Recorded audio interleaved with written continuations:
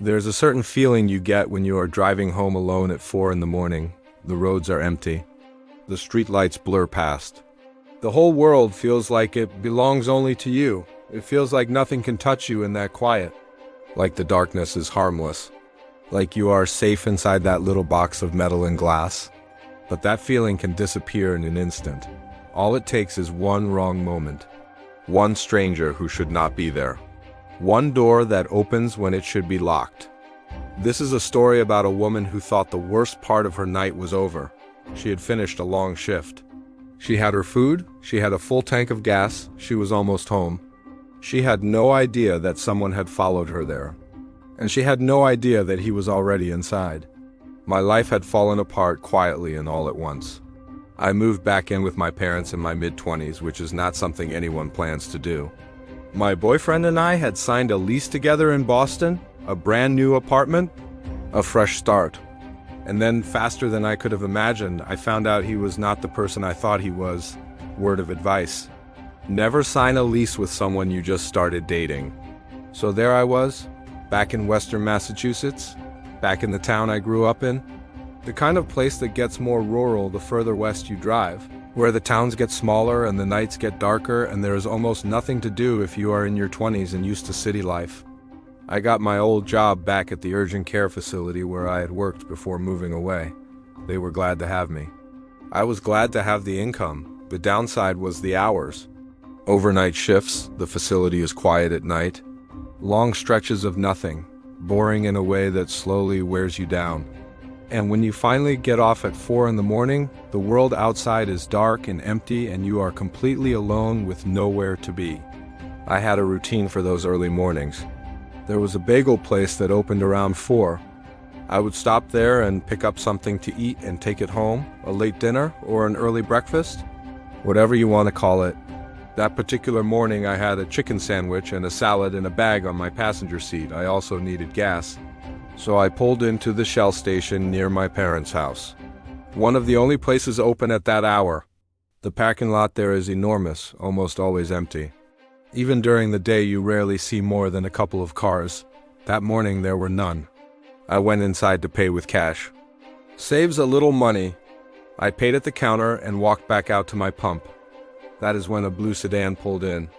A man got out. He walked toward me between the pumps, hands in his pockets, moving in the easy, unhurried way of someone who had nowhere to be. He said, "Want to see a funny trick?" I hated it immediately. That feeling you get when someone approaches you alone at 4 in the morning with something they want to show you. Not fear exactly, not yet, just a deep, quiet wrongness. But I replied anyway, "What is the trick?" He held up his hands and started doing that old trick. The one where you fold your finger down and make it look like you are pulling it off. The kind of thing you show a 5-year-old. He kept glancing down at his hands and then back up at me with this expression, half smiling. Almost like he knew how stupid it was. Like the trick was not the point. I fake laughed. Looked away, hoped he would get the hint. He did not. He kept going. The same trick, over and over, even after I turned my back to him and stared at the numbers on the pump. And then I heard the click, the nozzle shutting off. Tank full. I have never been so relieved to hear that sound in my life. I grabbed the nozzle, hung it back on the pump, and walked quickly inside to get my change. When I came back out, the man was gone, but his car was still there. And his pump was still running. I did not stop to think about it. I got in my car. I checked the back seats, old habit. Something I started doing years ago and never stopped. Nothing there. I locked the doors and drove home. 5 minutes later, I was pulling into my parents' driveway. I grabbed the spare key from its hiding spot outside, unlocked the front door, put the key back, and slipped inside as quietly as I could. My parents were asleep. I always tried not to wake them when I came home in the middle of the night. I went to the kitchen and sat down at the table with my food. The house was completely silent, and then I heard the front door unlock. The soft click of the mechanism. The slow swing of the door opening, then it closed again. I sat completely still with food in my mouth. Mom? Dad? Nothing. No footsteps. No voice, no answer. My heart was slamming against my chest. I ran upstairs and threw open my parents' bedroom door. They were both in bed. Both asleep, both waking up startled as I stood in their doorway. I told them someone had just come inside the house. My father was out of bed before I finished the sentence. He moved through the house, turning on every light, going room by room, checking every space large enough to hide a person. Then he went outside to check the spare key. It was gone. The hiding spot was empty. My mother and I looked at each other. My father went back inside and kept searching. He checked the living room, the hallway, the bathroom. He went down to the basement. I stayed upstairs with my mother, too scared to go down, but something pulled me toward the dining room. I do not know why, some feeling, some instinct I could not name. I walked in slowly, I got down on my knees, and I looked under the dining room table. He was there, the man from the gas station, lying flat, completely still, staring back at me from the dark. The scream that came out of me was not a sound I recognized as my own. My mother started screaming. My father came running from the basement.